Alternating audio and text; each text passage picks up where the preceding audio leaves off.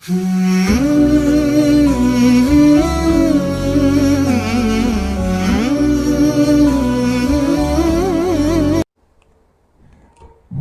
kita ulang sedikit.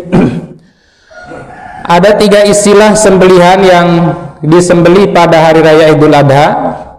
Yang pertama, sembelihan yang disembelih pada hari raya Idul Adha itu disebut dengan sebutan udhiyah. Yang kedua disebut dengan sebutan kurban. Yang ketiga disebut dengan sebutan nusuk. Nah, 3-tiganya ini untuk menyebutkan sembelihan yang disembelih pada hari raya Idul Adha. Apa yang dimaksud dengan udhiyah? Udhiyah itu secara bahasa berasal dari kata doha yudohi tadhiyatan. Isim fa'ilnya mudohin. Jadi orang yang berkurban atau sohibul kurban itu disebut mudohi, seorang yang akan berudhiyah.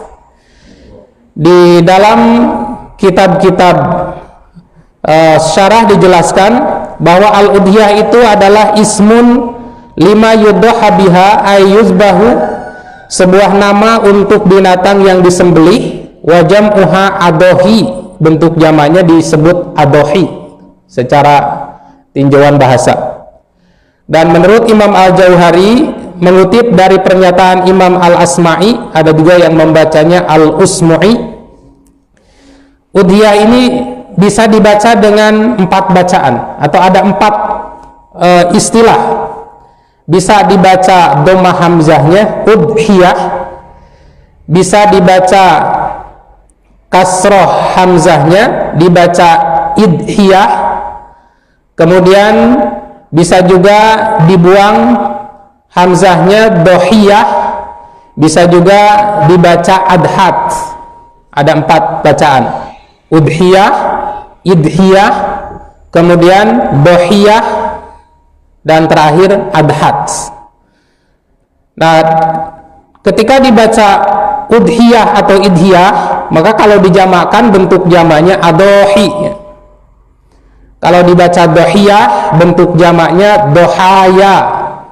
Kalau dibaca adhat, itu bentuk jamaknya adha. Makanya hari raya penyembelihan disebut dengan hari raya Idul Adha.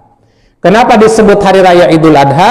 Karena disembelih pada hari Adha di waktu duha, fil waktu duha. Sumiyat bidalik li'annaha tuf'alu fid duha. Disebut dengan hari raya Idul Adha itu karena dilakukan penyembelihan ini fid duha, pada waktu duha. Kapan waktu duha itu? Wahwa irtifa'un nahar, pada saat matahari sudah naik. Kata para ulama kurang lebih naik 2 meter atau setinggi tombak, itulah awal waktu duha. Jadi kalau pada satu saat nanti misalnya di satu daerah ternyata tidak ada pelaksanaan sholat Idul Adha karena pada ketakutan, sekarang masih banyak itu yang ketakutan, Pak, tidak menyelenggarakan sholat Idul Adha. Tidak ada sholat Idul Adha, tapi ingin melaksanakan sembelihan, ingin ibadah kurban. Kapan waktunya? Ba'da irtifa'in nahar, setelah naik matahari, di awal waktu duha. Kata Nabi SAW, itu sampai hari-hari tasyrik. Jadi waktu kurban ini panjang waktunya, mulai dari waktu duha tanggal 10 sampai hari-hari tasyrik, yaitu tanggal 11, tanggal 12, tanggal 13 asar, ba'dal asar. Itulah waktu-waktu penyembelihan. Adapun secara istilah dijelaskan oleh Ibnul Kamal bahwa wal udhiyatu, udhiyah itu adalah ismun, nama lima yuzbahu fi ayyamin nahri, terhadap binatang yang disembelih pada hari nahar. Tujuannya apa? Taqarruban lillah, sebagai bentuk taqarrub kepada Allah. Nah, ini nilai ilahiyahnya dari ibadah kurban, nilai ruhaniyahnya dari ibadah kurban itu sebagai taqarrub, untuk mendekatkan diri kepada Allah. Kemudian nilai sosialnya untuk apa? Litasaddaqu 'alal fuqara wal masakin. Tujuan ibadah kurban itu adalah untuk disodakohkan dagingnya kepada fakir miskin. Ini dijelaskan pada definisi yang kedua. Kata Imam Abdurrahman bin Muhammad al-Baghdadi al-Maliki, al-udhiyah, udhiyah itu adalah ma yuzbahu yauman nahri, binatang yang disembelih pada hari nahar, litasaddaqu bihi. Tujuannya untuk apa menyembelih binatang? Di samping taqarruban ilallah, sebagai bentuk taqarrub kepada Allah, litasaddaqu bihi alal fuqara'i wal masakin, untuk disedekahkan kepada fakir miskin. Nah, itu nilai sosial daripada ibadah kurban. Oleh karena itu wasumiyat sebidalik li'annaha tuzbahu yaumal azha, dinamai udhiyah karena binatang itu disembelih pada hari raya Idul Adha. Makanya sembelihan pada hari itu disebutkan dengan sebutan udhiyah di dalam kitab-kitab fikih, di dalam hadis-hadis Nabi SAW. Kemudian sebutan yang kedua, sebutan bagi hewan sembelihan yang disembelih pada hari raya Idul Adha dan hari tasyrik itu disebut kurban. Nah, inilah sebutan yang paling populer, Pak. Gitu. Kita lebih familiar menyebut kurban daripada udhiyah. Naon udhiyah teh? Nah, apa kurban itu? Secara bahasa itu berasal dari fi'il madi qaruba. Qaruba yaqrubu atau yaqrabu qariban. Jadi fi'il mudhari'nya dua, qaruba yaqrubu, bisa qaruba yaqrabu, masdarnya qariban. Kenapa jadi kurban? Nah, kalau jadi kurban itu dari fi'il madi yang ditasydid ra-nya, qarraba. Qarraba yuqarribu kurban wa kurbanan. Jadi masdarnya bisa kurban, bisa kurbanan. Qarraba yuqarribu kurban wa kurbanan. Apa yang dimaksud dengan kurban? Saya baca di dalam kitab Mu'jam Mufradat Al-Quran yang ditulis oleh Imam Ar-Raghib Al-Asfahani, bahwa yang dimaksud dengan kurban itu, kata beliau, wal kurbanu ma yutaqarrabu bihi ilallah. Yang dimaksud dengan kurban itu apa-apa yang dapat mendekatkan diri kepada Allah. Kira-kira kalau yang mendekatkan diri kepada Allah itu hanya sembelihan saja, Pak? Bukan. Segala sesuatu yang tujuannya untuk mendekatkan diri kepada Allah, itulah kurban itu. Makanya kata kurban ini memiliki makna yang umum, memiliki makna yang khusus. Ketika kurban dimaknai dengan makna umum, maka mencakup seluruh ibadah. Bapak, ibu bangun jam 3, ngambil air wudhu, sholat malam, selesai sholat malam bersiap pergi ke Masjid Al-Muhajirin untuk mengikuti sholat subuh berjamaah. Setelah sholat subuh berjamaah, dilanjutkan dengan mengikuti kajian, dilanjutkan dengan sedekah. Ini tujuannya apa? Mendekatkan diri kepada Allah. Inilah kurban. Jadi bapak ibu itu sekarang sedang kurban ini. Bapak ibu saum ayyamul bid, saum Senin Kamis, saum Daud. Tujuannya apa? Supaya lebih dekat kepada Allah. Itulah kurban gitu.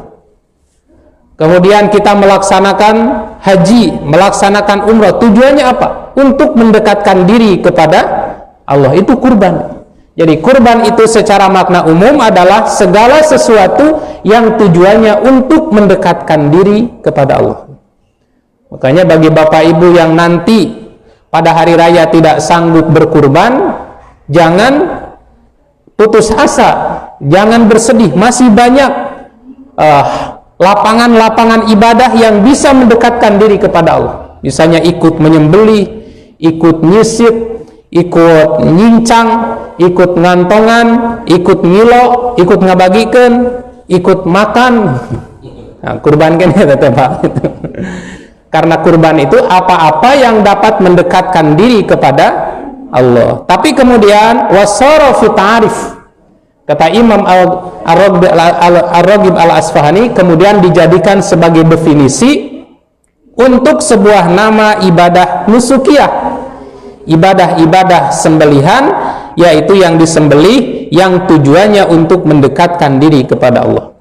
Seperti kita lihat di banyak ayat Al-Quran, di surat Al-Ma'idah ayat 27, kemudian di surat Al-Imran 183, di surat Al-Ahqaf 28. Nah ini iz qarraba qurbanan, ingatlah qarraba, ketika Qabil dan Kabil itu mendekatkan kurbanan, sebuah kurban. Nah kurban di sini bukan makna yang umum, tapi ini makna yang khusus, sebuah persembahan yang dipersembahkan kepada Allah yang tujuannya untuk mendekatkan diri kepada Allah. Nah itu pengertian kurban. Kemudian yang ketiga, ibadah sembelihan yang disembelih pada hari raya Idul Adha itu oleh Allah suka disebut dengan sebutan nusuk. Quran menyebutnya mansak atau nusuk. Nah, kata nusuk juga kalau kita lihat maknanya itu ada 3 makna. Jadi kalau kata nusuk diungkapkan atau disebutkan secara mutlak, maka memiliki tiga makna. Yang pertama, fataratan yuradu bihi al-ibadah umuman. Terkadang kata nusuk itu bermakna ibadah secara umum. Seperti di dalam doa iftitah itu kan ada doa innas sholati wa nusuki, sesungguhnya sholatku dan ibadahku. Jadi nusuk di situ maknanya bukan kurban, bukan ibadah sembelihan, tapi ibadah secara umum. Innas sholati, ya Allah sesungguhnya sholatku, wa nusuki dan ibadahku, wa mahyaya dan hidupku, wa mamati dan matiku, lillahi rabbil alamin, semua karena Allah rabbul alamin. Nah kata nusuk di sini maknanya bukan makna khusus, tapi di sini makna umum. Seperti dalam bahasa Arab ada ungkapan seorang abdan nasikan, seorang hamba yang nasik. Yang dimaksud seorang hamba yang nasik pada ungkapan itu adalah seorang hamba yang pandai, yang rajin beribadah. Nah, itu makna umum. Kemudian yang kedua, wa taratan yuradu bihi at-taqarrubu ilallahi ta'ala bizibhi. Dan terkadang kata nusuk itu diungkapkan untuk menyebutkan sembelihan, untuk menyebutkan bentuk taqarrub, pendekatan kepada Allah dengan bentuk sembelihan. Wa taratan yuradu bihi af'alul haji wa aqwaluh, af'alul haji, yang dan terkadang kata nusuk itu dimaksud adalah af'alul haji, pekerjaan-pekerjaan ibadah haji, wa aqwaluhu, dan ucapan-ucapan yang dibacakan pada saat kita melaksanakan ibadah haji. Nah maka ketika kata nusuk dimaknai dengan makna yang ketiga yaitu af'alul hajj, ini ada 2 makna. Satu, nusuk ibadah umroh, yang kedua nusuk ibadah haji. Nusuk ibadah umroh apa? Yang wajibnya pertama tawaf, yang kedua sa'i, yang ketiga tahallul beres. Nah ini manasik disebutnya. Kenapa? Karena terdiri dari beberapa tahapan-tahapan pekerjaan. Jadi manasik umroh itu tawaf, sa'i, tahallul beres. Kalau haji tinggal tambah lagi. Di samping tawaf, sa'i, kalau yang tamattu dipisah tahallul, kalau yang qiran tidak dipisah tahallul. Kemudian berangkat ke mana? Ke Mina, dari Mina ke wukuf di Arafah, setelah Arafah mabit di Muzdalifah, setelah Muzdalifah balik lagi ke Mina untuk yang kedua kali. Kemudian melempar jumroh selama hari-hari tasyrik. Tawaf lagi yang disebut dengan tawaf ifadah. Itulah nusuk atau manasikul haji. Nah, Quran menyebutkan fa iza qadaitum manasikakum. Kalau kamu sudah menyelesaikan manasik kamu. Manasik di sini adalah pekerjaan-pekerjaan haji, termasuk ibadah udhiyahnya. Pekerjaan-pekerjaan haji, bacaan-bacaan yang dibaca oleh para jamaah haji, maka fadhkurusmallah, berzikirlah kepada Allah seperti hanya kamu menyebutkan bapak-bapak kamu. Karena orang-orang Arab dulu katanya ketika selesai beribadah haji itu dia suka menyebutkan nenek moyangnya, keturunannya, bahwa saya keturunan bapak ini yang pekerjaan ini. Mereka saling membanggakan. Maka kata Nabi, kata Allah Subhanahu wa taala, setelah kamu selesai melaksanakan ibadah nusuk, tetap berzikir kepada Allah seperti kamu menyebut-nyebut bapak kamu. Kemudian Nabi juga mengatakan, khudhu anni manasikakum, ambillah manasik haji kamu itu dariku. Artinya jangan ngarang sendiri. Ibadah umroh, ibadah haji itu harus mengikuti tuntunan Nabi. Nah, ini makna nusuk yang ketiga.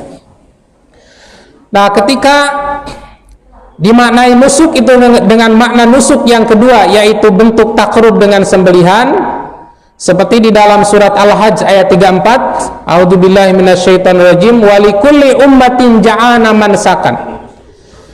Dan bagi tiap-tiap umat telah kami syariatkan mansak, yaitu penyembelihan, ibadah penyembelihan. Tujuannya apa? Liyadhkurusmallahi ala ma razaqahum min bahimatil an'am, supaya mereka menyebut nama Allah terhadap binatang ternak yang telah dirizkikan oleh Allah kepada mereka. Nah, kenapa Allah mensyariatkan ibadah nusuk? Kenapa Allah mensyariatkan ibadah kurban? Tujuannya agar sebagian dari rizki yang Allah berikan kepada kita itu disebut di situ nama Allah atau disembelih, bukan untuk dinikmati, bukan untuk memuaskan hawa nafsu, tapi tujuannya untuk taqarrub kepada Allah. Maka kata para ulama, ibadah nusuk itu ada 3. Yang pertama, akikah. Ini ibadah nusuk yang disembelih pada hari ke-7 dari kelahiran bayi, baik disembelih oleh ayahnya, oleh ibunya, oleh saudaranya, oleh kakeknya, atau oleh orang tua angkatnya. Sembelihan yang disembelih diakadkan sebagai sembelihan akikah untuk bayi itu di hari ke-7, itu disebut dengan akikah. Kemudian yang kedua, ibadah nusuk itu adalah hadyu.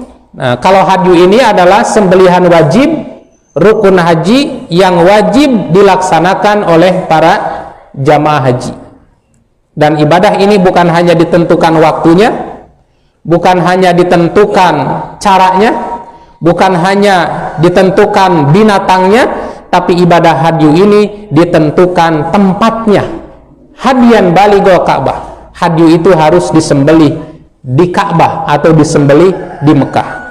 Tidak sah ibadah hajinya apabila seorang jamaah haji menyembelih hadyunya di kampung halaman.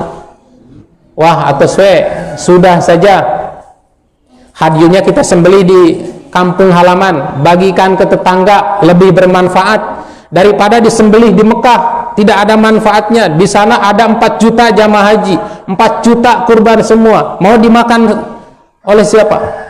Nah, banyak yang berpikir seperti itu. Padahal hadyu itu manasik wajib bagi para jamaah haji. Kemudian yang ketiga, ibadah nusuk itu adalah udhiyah. Ini sudah dijelaskan tadi. Nah, selanjutnya, apa yang menjadi dasar pensyariatan kurban, pensyariatan udhiyah atau pensyariatan ibadah nusuk ini? Yang menjadi dasar disyariatkannya ibadah kurban itu pertama berdasar Al-Quran, surat Al-Kautsar ayat 1-3. Allah berfirman, Inna a'tayna kal kautsar, sesungguhnya kami telah memberimu Muhammad Al-Kautsar. Al-Kautsar itu apa, Pak? Nah, di kita diartikan nikmat yang banyak.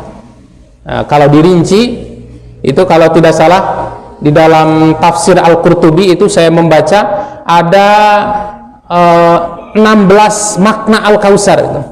Ada 16 makna. Termasuk yang mencakup nikmat dunia, nikmat akhirat, nikmat iman, nikmat Islam, nikmat ilmu, nikmat kedudukan, itu tercakup pada Al-Kautsar gitu. Di antaranya yang pertama, Imam Al-Qurtubi menjelaskan bahwa Al-Kautsar itu adalah haudun fil jannah, katanya. Sebuah telaga yang ada di surga. Jadi di surga itu Pak ada telaga haud yang disebut dengan telaga Kautsar. Digambarkan oleh Nabi bagaimana mewahnya telaga itu, dikelilingi oleh benteng-benteng emas. Temboknya bukan dari beton, bukan dari semen, tapi dari emas, Pak. Kemudian air itu majraha, tempat mengalirnya air itu mengalir di atas batu-batu permata yakut. Permata yakut. Kemudian warna air itu katanya lebih putih daripada air salju. Rasanya lebih manis daripada madu, dan tanahnya lebih wangi daripada wangi kasturi. Nah, itu disebut Al-Kautsar, yaitu haudun fil jannah. Kemudian yang kedua, Al-Kautsar itu kata Imam Al-Qurtubi adalah haudun fil mauquf, sebuah telaga yang ada di tempat wukuf. Di tempat wukuf bukan di Arafah, tapi di mahsyar nanti, ketika semua orang dikumpulkan di padang mahsyar untuk mendapatkan hisaban, untuk dimintai pertanggungjawaban oleh Allah, maka Nabi itu diberi haud, telaga Nabi. Digambarkan di situ jumlah minumannya saja, jumlah gelasnya saja itu ka'adadin nujum, katanya, sebanyak jumlah bintang yang ada di langit, saking banyaknya, Pak. Dan setiap umat yang diketahui ada ciri umat Muhammad, yang diketahui dari bekas-bekas sentuhan air wudunya, oleh Nabi dipanggil, kemudian diberi minum dari situ. Kata Nabi, siapa yang minum dari telaga ini, dari air Al-Kautsar ini, maka dia tidak akan haus selama-lamanya. Kemudian yang ketiga, Al-Kautsar itu dimaknai oleh para ulama adalah Al-Isar, atau nikmat-nikmat Allah yang sangat banyak. Fasalli, maka sholatlah kamu. Kata para ulama tafsir, sholat di sini pertama as-shalawatu khamsu, sholat yang 5 waktu. Kemudian yang kedua yang dimaksud sholat di sini adalah sholat Idul Adha. Li rabbika, karena Tuhanmu, wanhar, dan sembelihlah kurban, sembelihlah udhiyah, sembelihlah ibadah nusuk. Kemudian yang kedua yang menjadi dasar pensyariatan ibadah kurban adalah hadis, diantaranya hadis riwayat Imam Al-Bukhari dari sahabat Anas bin Malik. Ini banyak sekali hadis-hadis yang menjelaskan bahwa Nabi melaksanakan ibadah kurban, baik qauliyah Nabi maupun fi'liyah, baik perintah lisan Nabi maupun amal Nabi.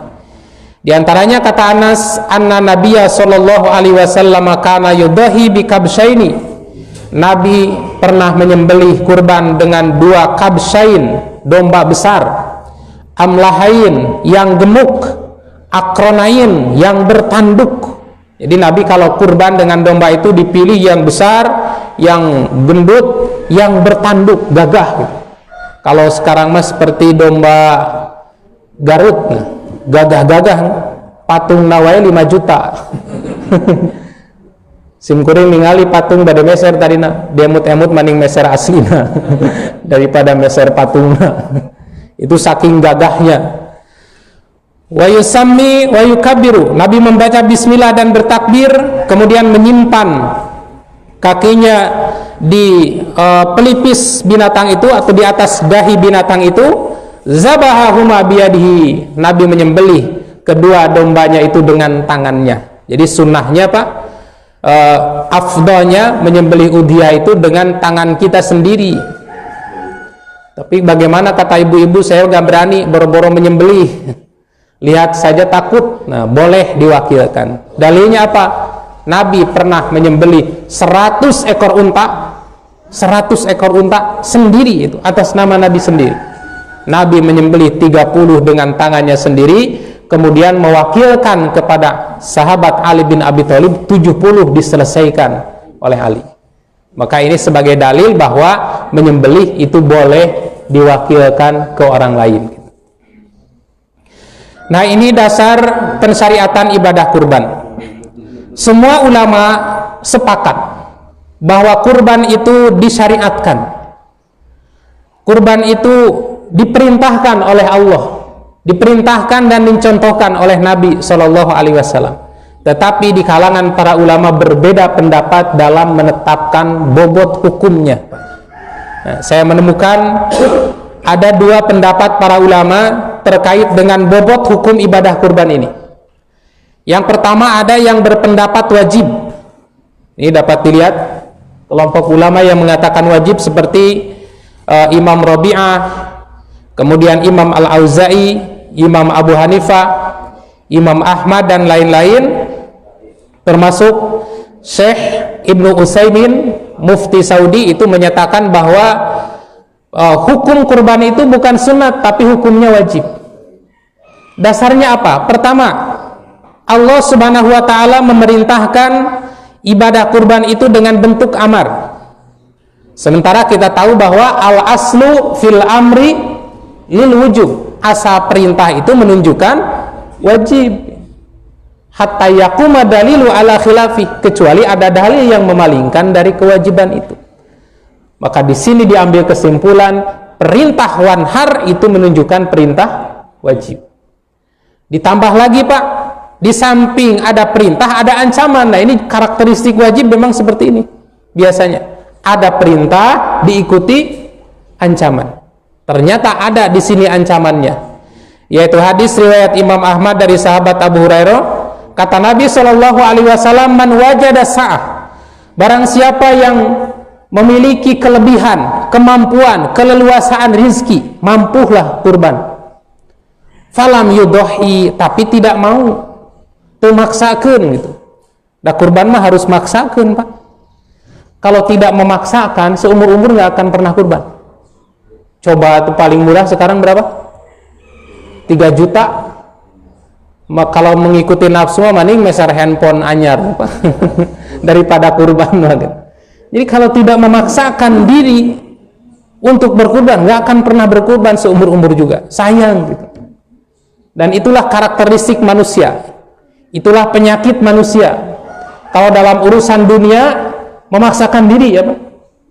Tegaduh artos belaan nganyuk, belaan nyicil tuh. Tapi ketika diperintahkan ibadah, pura-pura tidak mampu.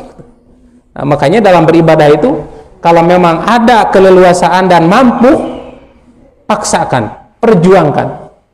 Kata Nabi, man wajada sa'ah, siapa yang mampu berkurban, falam yudahi, tapi tidak mau berkurban, tidak memaksakan untuk berkurban, fala yaqrabanna musallana, maka jangan dekat-dekat ke tempat sholat kami. Nah, ini ada ancaman ini. Maka para ulama, sekelompok ulama berpandangan bahwa kurban itu hukumnya wajib.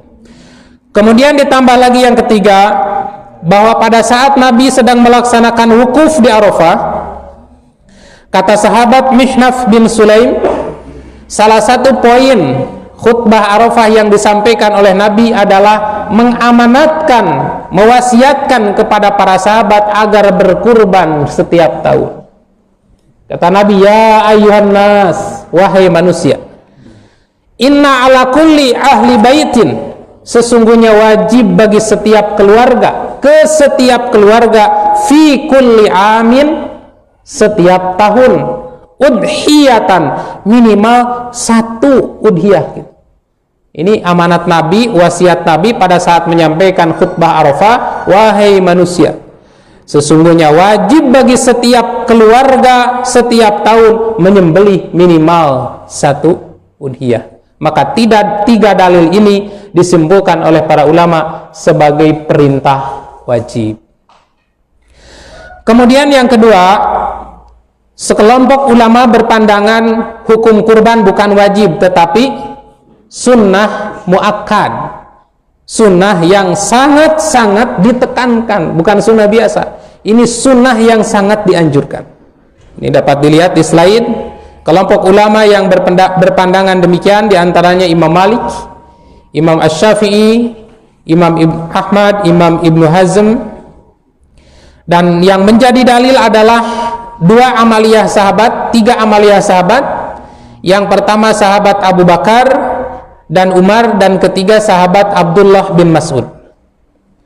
Nah, di dalam hadis riwayat Imam Al-Baihaqi dari sahabat Abu Suraih Abu Sarihah Al-Ghifari. Beliau mengatakan adraktu Abu Bakrin aw ra'aitu Abu Bakrin wa Umar radhiyallahu anhuma kana la yudhiyani. Kata Abu Sarihah Al-Ghifari bahwa saya melihat Abu Bakar, Umar pada satu tahun beliau sengaja tidak berkurban. Dalam salah satu hadisnya dijelaskan fi ba'di hadisihim karohiyatan ayyuk tadabiha. Kenapa Abu Bakar, Umar sengaja tidak berkurban? Bukan karena kehabisan hewan, bukan karena tidak punya uang untuk membeli, tapi karohiyatan ayyuk tadabihima, khawatir Abu Bakar, Umar itu khawatir diikuti. Di dalam hadis yang kedua dikatakan khasyatan ayustana bihima. Abu Bakar dan Umar sengaja tidak berkurban itu karena takut dijadikan sunnah yang mesti terus-menerus harus dilaksanakan. Malah di dalam keterangan lain dikatakan pada saat itu katanya terjadi pergeseran niat. Orang-orang yang berkurban itu motivasinya sudah bukan lirobik, sudah bukan lillah. Pada masa itu sudah yatabaha, saling membanggakan diri. Wah, ini kurban saya paling besar, ini kurban saya paling mahal berkurban. Sudah yatabaha, bukan lagi lillah. Sama persis seperti orang yang melaksanakan haji dan umroh zaman sekarang. Tidak semuanya orang yang melaksanakan haji, melaksanakan umroh motivasinya lillahi ta'ala. Banyak orang yang datang ke sana hanya sekedar riya saja, hanya sekedar wisata saja, hanya sekedar bisnis saja. Bahkan ada orang yang hanya sekedar meminta-minta saja. Terjadi pergeseran niat. Maka untuk mengembalikan lagi, untuk memurnikan lagi, untuk meluruskan lagi, Abu Bakar dan Umar sengaja tidak berkurban. Satu, alasannya untuk meluruskan niat. Yang kedua, khawatir orang-orang menganggap ini sebagai hukum wajib. Kemudian yang kedua, yang ketiga adalah pernyataan dari Mas'ud bin Uqbah bin Amir al-Ansari. Mas'ud yakni Uqbah bin Amr al-Ansari, beliau mengatakan laqad hamamtu an ada al-udhiyata wa inni lamin aisarukum mukhafatan an tahsiban nafsu annaha 'alaiha hatmun wajib. Kata Abu Mas'ud Uqbah bin Amr al-Ansari, saya sangat ingin tidak menyembelih hewan kurban, padahal saya termasuk orang yang paling lapang rizkinya di antara kalian, karena saya khawatir ada orang yang menyangka bahwa menyembelih hewan kurban itu kewajiban yang harus, hatmun wajib. Nah, maka dalil ini dijadikan dasar oleh para ulama bahwa hukum kurban itu bukan wajib tapi sunnah muakkad, karena ada dalilu ala khilafi, ada dalil yang memalingkan. Maka kesimpulan dari Imam Ibnu Hazm, tidak ada riwayat yang sahih dari seorang sahabat pun yang menyatakan bahwa kurban itu hukumnya wajib. Pada milih mana, Pak? Mau yang wajib, mau yang sunat. Nah, tentu saja solusinya adalah kurban itu disyariatkan dan sangat dicintai apabila kita berudhiyah pada saat itu. Tapi memang kalau menurut dalil-dalil ini tidak sampai ke tingkat wajib, tapi sunnah yang sangat dianjurkan. Nah, kemudian di dalam berudhiyah itu apakah boleh berpatungan atau bersama-sama dalam satu udhiyah? Nah, ini yang selalu saja muncul persoalan, pertanyaan ketika datang hari raya Idul Adha. Terkait dengan patungan saham, memang itu pernah dicontohkan oleh Nabi Shallallahu Alaihi Wasallam, baik secara qauliyah langsung diperintahkan oleh Nabi maupun secara fi'liyah. Hanya saja jenis binatang yang boleh dijadikan binatang ishtirak bareng-bareng patungan dalam satu ekor itu hanya dua, yaitu sapi dan unta. Hadis-hadisnya pasti sudah sering mendengar. Kata Nabi, al-baqaratu an sab'ah wa jazuru an sab'ah. Satu ekor sapi boleh disembelih atas nama 7 orang, 1 ekor unta juga boleh disembelih atas nama 7 orang. Di hadis lain boleh disembelih oleh 7 orang atau oleh 10 orang. Kemudian secara fi'liyahnya juga disebutkan oleh Ibnu Abbas bahwa ketika kami sedang safar bersama-sama dengan Rasulullah Shallallahu Alaihi Wasallam, tibalah waktu Idul Adha. Jadi Idul Adha ketika di tengah perjalanan. Dan kebetulan pada zaman itu kendaraan Nabi dan para sahabat itu unta dan sapi. Kemudian fashtarokna fil jajur asroh, maka kami beristirok patungan 1 ekor unta dengan 10 orang, wal baqor an sab'ah, 1 ekor sapi 7 orang. Nah, maka ini dijadikan dalil yang kuat bahwa boleh beristirok bersama-sama patungan di 1 ekor udhiyah. Nah, kemudian yang kedua, apakah boleh kalau kita patungan di 1 ekor domba gitu? Karena ada juga yang berpendapat bahwa boleh 1 domba dipakai kurban oleh sekeluarga walaupun keluarga itu banyak. Nah, fatwa itu akan bermunculan lagi sekarang. Nah, hal ini menjadi ikhtilaf ya, menjadi perbedaan pendapat di kalangan para ulama. Dan semuanya mengambil kesimpulan dari doa Nabi, dari akad ikrar Nabi pada saat mau menyembelih. Di antaranya Nabi mengatakan ketika Nabi mau menyembelih, beliau mengatakan bismillahi wallahu akbar. Hadza anni wa amman lam yudahi min ummati. Dengan nama Allah, Allahu akbar. Hadza anni, ini kurban dari saya. Wa amman lam yudahi min ummati, dan dari orang yang tidak berkurban dari umatku. Umat Nabi berapa? Banyak. Berarti mencakup umat yang sudah meninggal pada zaman Nabi, umat yang masih hidup di zaman Nabi, dan umat yang belum lahir, kita semua. Padahal Nabi kurbannya dengan berapa ekor? Di dalam hadis ini disebutkan bi kabshin, dengan seekor domba. Coba bayangkan Pak, seekor domba disembelih oleh Nabi lalu diikrarkan, ya Allah, ini kurban dari saya, dari Nabi Muhammad, dan ini kurban dari umat saya yang tidak berkurban. Berarti 1 domba dipakai kurban berapa? Banyak orang, tidak terhitung sampai hari kiamat berarti ini gitu. Kemudian pernyataan Nabi yang kedua, ketika Nabi berkurban dengan 2 ekor domba, Nabi mengatakan, ya Allah, ini kurban liman syahida lillahi bitauhid, untuk orang yang bersyahadat kepada Allah dengan tauhid yang lurus. Semua umat Islam dikurbani oleh Nabi dengan kabshain, dengan 2 ekor domba. Jadi 2 ekor domba untuk seluruh orang yang bersyahadat.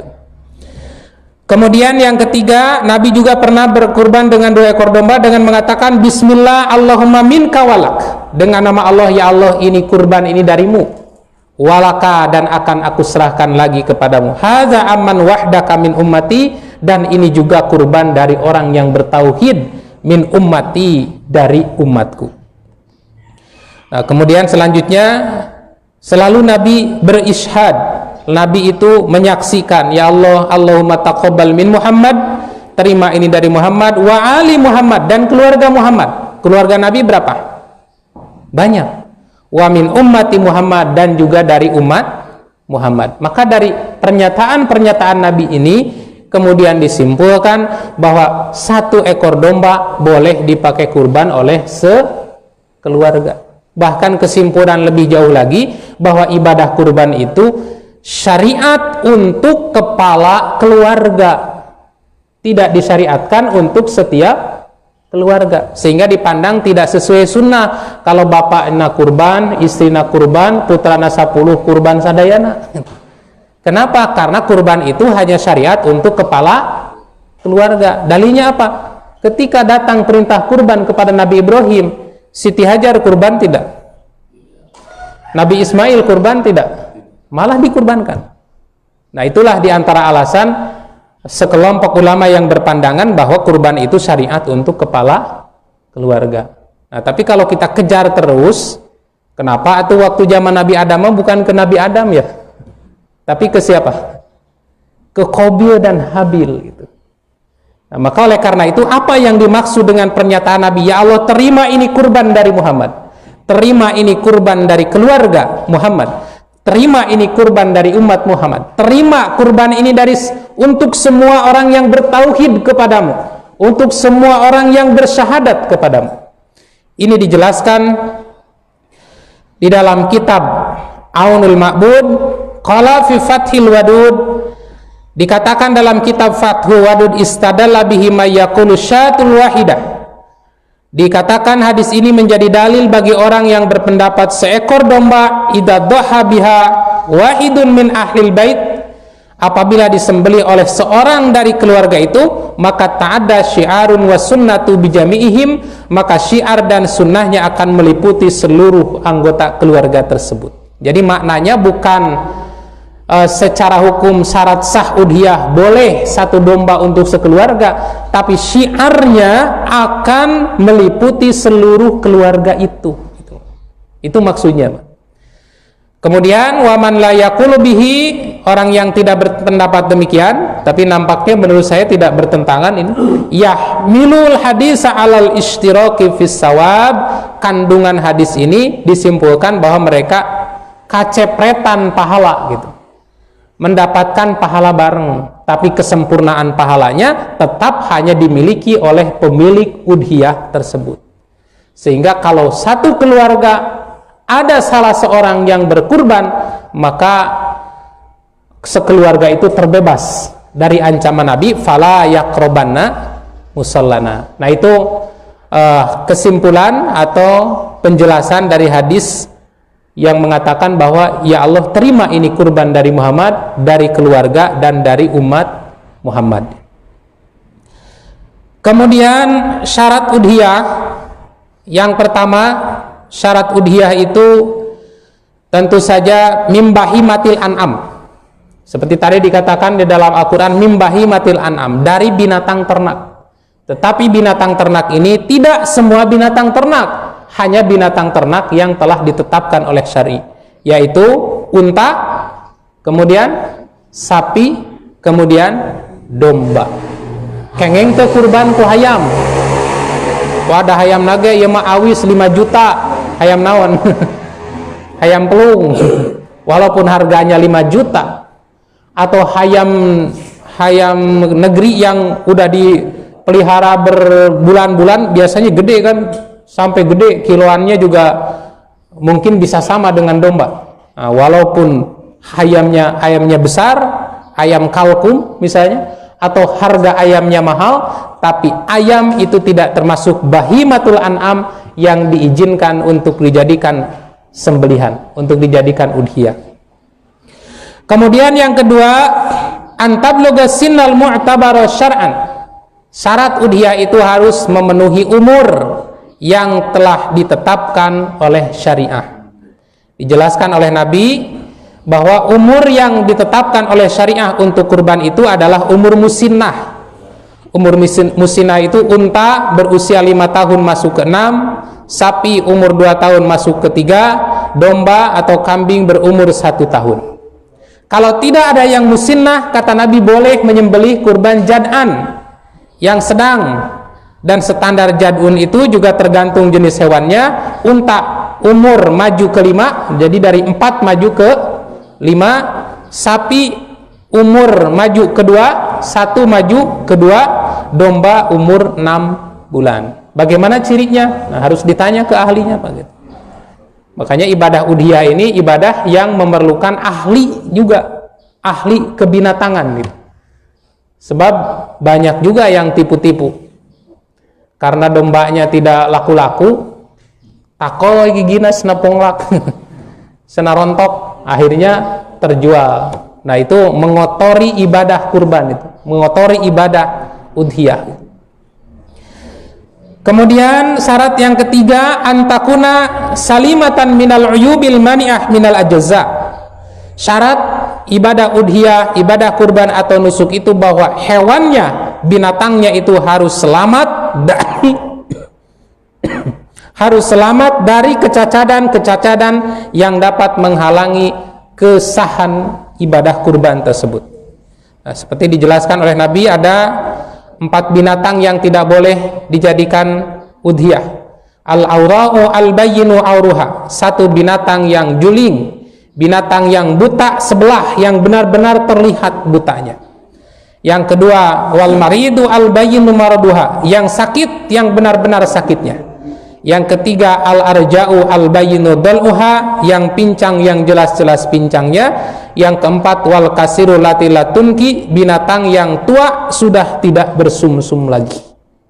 Nabi menganjurkan kurban itu dengan binatang yang besar, yang montok, yang gendut, dan masih sedang, masih muda. Bahkan kalau domba yang gagah, yang tanduknya sudah meringkal-ringkal gitu, Pak, jantan nuntun lagi gagah. Ulah ieu mah nuntun domba nya alit, nya gering gitu. Ngagibrig, teu can dipencit ningali bedog tos ngelepek. Tah eta teu sah eta kurbanna, Pak. Karena ini ujian keimanan, ujian ketakwaan, ujian ketulusan untuk mempersembahkan yang terbaik kepada Allah. Nah, kemudian bolehkah berkurban dengan jenis betina? Secara hukum bahwa kurban itu sama dengan akikah, sama dengan udhiyah. Nabi pernah mengatakan ketika Nabi menjelaskan tentang akikah, kata Nabi, 2 domba untuk laki-laki diakikahi, 2 domba untuk anak perempuan 1 domba. Wala yadurrukum azukronan kunna au inasan, tidak masalah baik domba, binatang, sapi, unta yang jantan ataupun yang betina. Jadi kalau dari jenis kelamin tidak masalah, Pak. Hanya saja kenapa Nabi mencontohkan dengan domba yang jantan? Ini barangkali untuk menjaga populasi binatang. Karena bayangkan kalau pada saat itu binatang-binatang betina disembelih, katakanlah oleh 4 juta jamaah haji, binatang betina disembelih, maka tahun depan bisa kekurangan hewan untuk beribadah. Makanya Nabi mencontohkan lebih baik tentu saja dengan yang jantan, tapi boleh saja kurban dengan yang betina. Waktu penyembelihan tadi sudah saya sampaikan bahwa mulai dari waktu duha, setelah matahari naik 2 meter di awal waktu duha sampai hari-hari tasyrik. Jadi waktunya cukup panjang, Pak. Kalau tidak sempat menyelesaikan di hari tanggal 10, boleh melaksanakan di hari-hari tasyrik. Nah, itulah barangkali sementara yang bisa saya sampaikan terkait dengan syariah ibadah kurban. Hal-hal lain apabila ada yang belum jelas, dipersilahkan untuk ditanyakan.